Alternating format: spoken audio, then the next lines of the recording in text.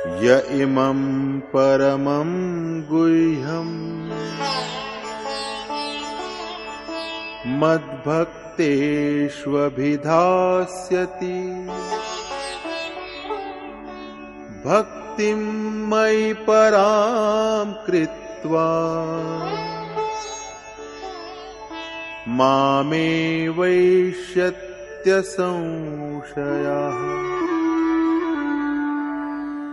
ఏ మనుష్యుడైతే నా పరాభక్తిని పొంది ఈ పరమ రహస్యయుక్తమైన గీతోపదేశాన్ని నా భక్తులకు చెబుతాడో అతను నిస్సందేహంగా నన్నే పొందుతాడు.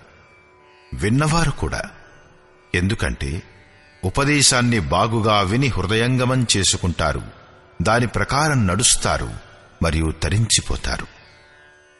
ఇప్పుడు ఆ ఉపదేశం చేసేవారిని గురించి చెబుతాడు.